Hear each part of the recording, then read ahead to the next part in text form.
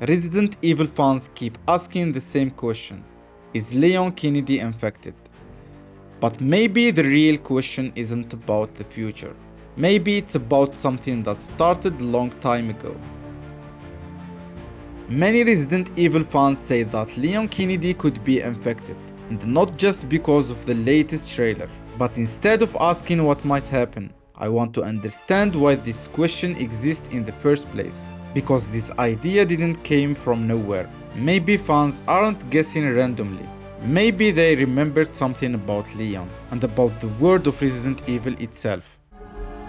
If I could just forget what happened that night. The pain. Even for a second.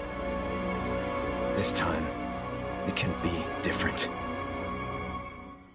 If you played the older Resident Evil games, you know this already. Infection in Resident Evil is not just about monsters, it's about what stays inside you. The franchise has shown again and again that viruses and parasites don't always end things quickly.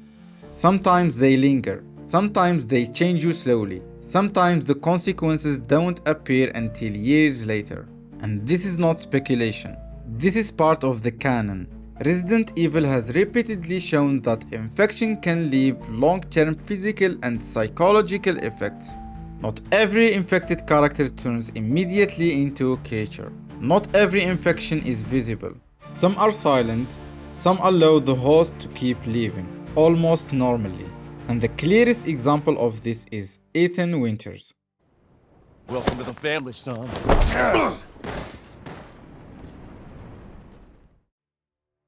In Resident Evil 7, Ethan believes he's a normal human being fighting infected monsters. He feels fear, pain, love, just like any other person. But later, the game reveals something disturbing. Ethan himself was infected very early, and he didn't know it. Jack Baker kills Ethan near the beginning of Resident Evil 7. What continues walking afterward is not a normal human body, but a body sustained by the mold. Despite this, Ethan keeps going. He lives his life believing he's still human. Ethan remains infected throughout the entire events of Resident Evil 7.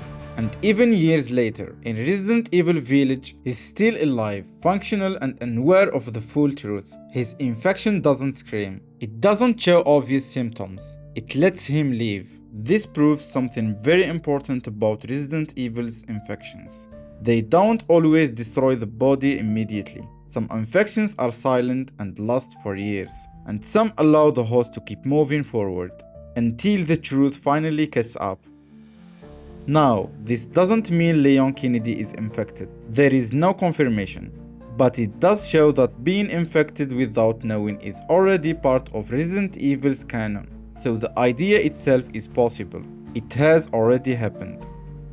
Leon Kennedy was infected with Las Plagas in Resident Evil 4. He survived, he was cured, but the long-term consequences of that infection were never fully explored. Capcom confirmed Leon survived, but they never confirmed that nothing stayed behind.